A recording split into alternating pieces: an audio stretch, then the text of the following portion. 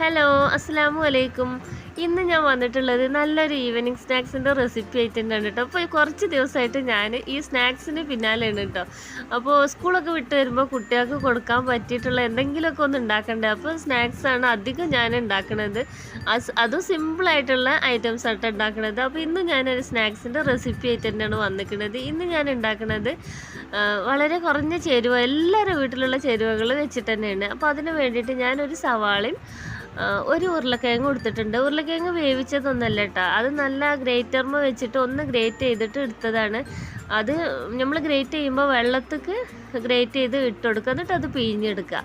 പിന്നെ അതിന് ശേഷം ഒരു സവാള എടുത്തിട്ടുണ്ട്, ചെറുതായിട്ട് സ്ലൈസ് ചെയ്തിട്ട് കനല്ലാതെ അത് രണ്ടും കൂടി ഇട്ട് കൊടുത്തതിന് ശേഷം ഒരു 1/4 കപ്പ് നല്ല വറുത്ത അരിപ്പൊടി, സോഫ്റ്റ് ആയിട്ടുള്ള അരിപ്പൊടി, നമ്മൾ ഇടിയപ്പത്തിനും നൂൽപുട്ടിനൊക്കെ എടുക്കുന്ന അരിപ്പൊടി ഇല്ല അതന്നെ.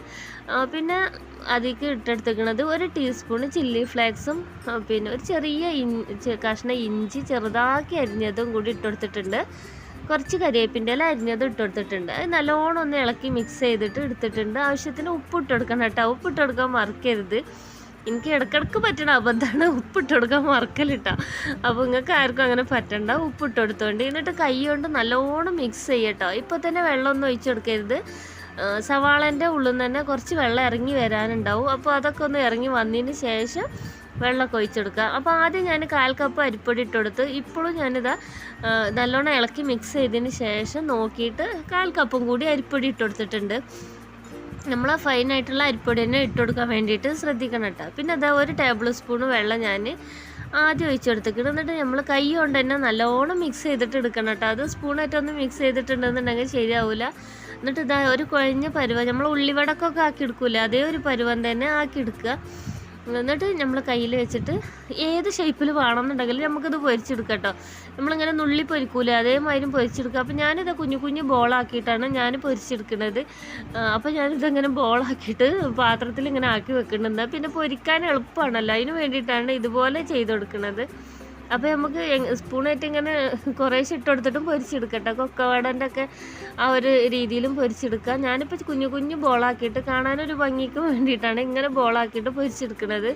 അപ്പോൾ ഉരുളക്കിഴങ്ങും ഉള്ളിയൊക്കെ എല്ലാവരുടെ പേരിലും ഉണ്ടാവണത് തന്നെ, അരിപ്പൊടിയും ഉണ്ടാവും. അപ്പോൾ പെട്ടെന്ന് തന്നെ അതായിട്ടൊരു സ്നാക്സ് ഉണ്ടാക്കി നോക്കിയിട്ടുണ്ട്, നല്ല ടേസ്റ്റ് ഉണ്ട് കേട്ടോ. പിന്നെ ഞാൻ ഇതിലേക്ക് ഒരു 1/2 സ്പൂണ് ചിക്കൻ മസാലയും കൂടി അതിൽ ചേർത്തിക്കണം കേട്ടോ. അതിനി മറന്നു പോകണ്ട, ഞാൻ പറയാൻ വിട്ടുപോയതാണ് കേട്ടോ. നമ്മൾ കുഴച്ചെടുക്കണേൽ 1/2 സ്പൂണ് ചിക്കൻ മസാലയും കൂടി ഞാൻ ഇട്ട് കൊടുത്തിട്ടുണ്ട്. അപ്പോൾ അതും കൂടി ഇട്ടിട്ട് നല്ലോണം കുഴച്ചെടുക്കുക. ചിക്കൻ മസാല ഇല്ലയെന്നുണ്ടെങ്കിൽ 1/2 സ്പൂണ് ഗരം മസാല ഇട്ടെടുത്താൽ മതി. ചിക്കൻ മസാല ഇല്ലയെന്നുണ്ടെങ്കിൽ മാത്രം ഗരം മസാല ഇട്ടാൽ മതി കേട്ടോ. രണ്ടും കൂടി ഒന്നിച്ച് ഇടേണ്ട ആവശ്യമില്ല, ഏതെങ്കിലും ഒന്ന് ഇട്ടെടുത്താൽ മതി. ചില്ലി ഫ്ലേക്സിൻ്റെ ഒപ്പം ഞാനൊരു 1/2 സ്പൂണ് ചിക്കൻ മസാലയും കൂടി ഇട്ടെടുത്തിട്ടുണ്ട്. അപ്പോൾ ഇങ്ങനെ പൊരിച്ചെടുക്കുമ്പോൾ നല്ലൊരു മണം വരും കേട്ടോ, ആ ചിക്കൻ മസാലയും കൂടി ഇട്ടെടുത്തതുകൊണ്ട്. അപ്പോൾ ഈ ഒരു കളറാകുമ്പോൾ നമുക്കിത് കോരിയെടുക്കട്ടെ. ഞാൻ ഫസ്റ്റത്തെ ട്രിപ്പ് ഈ ഒരു കളറിൽ കോരിയെടുത്തെടുക്കണത്. പിന്നെ രണ്ടാമത് ഞാൻ ഇട്ടെടുത്തിക്കണത് ഇതിനെക്കാളും കുറച്ചും കൂടി ഒന്ന് ക്രിസ്പി ആക്കിയിട്ട് ഞാൻ എടുത്തേക്കണം കേട്ടോ. ഇത് ഞാൻ തേങ്ങാ ചട്നീൻ്റെ കൂടെയാണ് ഞാൻ പിന്നെ സ്നാക്സ് കഴിച്ചത്. നല്ല അടിപൊളി ടേസ്റ്റ് ഉണ്ടായിരുന്നു കേട്ടോ.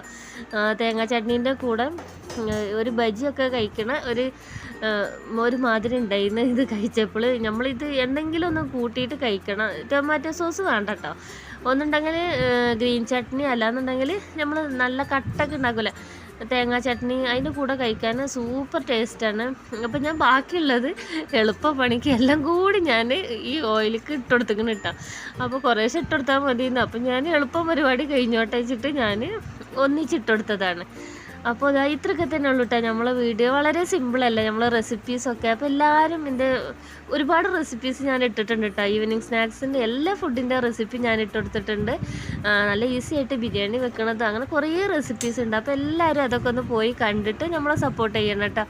അപ്പോൾ പുതിയ കൂട്ടുകാർ കുറേ വന്നിട്ടുണ്ട്. അപ്പോൾ എല്ലാവരും ബെൽ ബട്ടൺ ഒന്ന് ഓള് പ്രസ് ചെയ്ത് കൊടുക്കുക, ലൈക്ക് ചെയ്യുക, നിങ്ങളെ ഫ്രണ്ട്സിനും ഫാമിലിക്കൊക്കെ ഒന്ന് ഷെയർ ചെയ്ത് കൊടുത്ത് സപ്പോർട്ട് ചെയ്യട്ടോ. അപ്പോൾ ഇനിയും ഒരുപാട് സിമ്പിൾ റെസിപ്പീസായിട്ട് ഇനിയും ഞാൻ വരണ്ട്. നമ്മളെ വീട്ടിൽ നമുക്ക് ചെയ്യാൻ പറ്റുന്ന സാധനങ്ങൾ വെച്ചിട്ടുള്ള റെസിപ്പീസാണ് ഞാൻ അധികം ചെയ്യൽ കേട്ടോ. അപ്പോൾ എൻ്റെ എല്ലാ കൂട്ടുകാരും ഇതുപോലെ ഉണ്ടാക്കിയിട്ട് ഫീഡ്ബാക്കൊക്കെ അറിയിക്കണം കേട്ടോ. അപ്പോൾ അതാ കണ്ടില്ലേ, നല്ല ചൂടാണ് കേട്ടോ, തൊടാൻ വയ്യാത്ത ചൂടാണ്. അപ്പോൾ ഞാനൊന്ന് എടുത്ത് പെട്ടെന്ന് തന്നെ കഴിച്ച് വെക്കാൻ നോക്കിയതാണ്. അപ്പോൾ നല്ല ചൂടുകൊണ്ട് തൊടാൻ കഴിയണില്ല കേട്ടോ, നല്ല ചൂടുണ്ട്. ഞാൻ അതിൽ തന്നെ ഇട്ടുകൊടുത്തതാണ് കേട്ടോ ചൂട് കൂടിയപ്പോൾ. അപ്പോൾ എല്ലാവരും ഉണ്ടാക്കി നോക്കണം. ഇത് പിന്നെ ഉണ്ടാക്കി നോക്കിയിട്ടുണ്ടെന്നുണ്ടെങ്കിൽ എന്തായാലും വെറുതെ ആവുമൊന്നുമില്ല, മക്കൾസ് എല്ലാം കഴിച്ചോളും. നല്ല ചൂടുണ്ട് കേട്ടോ. ഞാനിതിപ്പോൾ തുറക്കണത് കാണുമ്പോൾ തന്നെ മനസ്സിലാവാം, നല്ല ആവിയും പുകയൊക്കെ വരുന്നുണ്ട്. അപ്പോൾ ഇതിൻ്റെ നല്ലൊരു മണമാണ്. അപ്പോൾ എല്ലാവരും ഇതേമാതിരി ഉണ്ടാക്കി നോക്കുക, കഴിച്ച് നോക്കുക, എന്നിട്ട് എല്ലാവരും അഭിപ്രായം പറയാനും മറക്കരുത് കേട്ടോ. അപ്പോൾ പുറത്ത് നല്ല ക്രിസ്പി, ഉള്ളിൽ നല്ല സോഫ്റ്റ് ആയിട്ടാണ് കിട്ടൽ. അപ്പോൾ ഇത് മീഡിയം ഫ്ലെയിമിലിട്ട് തന്നെ വേവിച്ചെടുക്കണം. എന്താ വെച്ചാൽ നമ്മൾ ഉരുളക്കിഴങ്ങ് വേവിക്കാതെയാണ് ഇട്ടിരിക്കുന്നത്. അപ്പോൾ അത് കാരണം കേട്ടോ. അപ്പോൾ എൻ്റെ എല്ലാ കൂട്ടുകാർക്കും ഒരുപാട് സ്നേഹത്തോടെ അസ്സലാമു അലൈക്കും.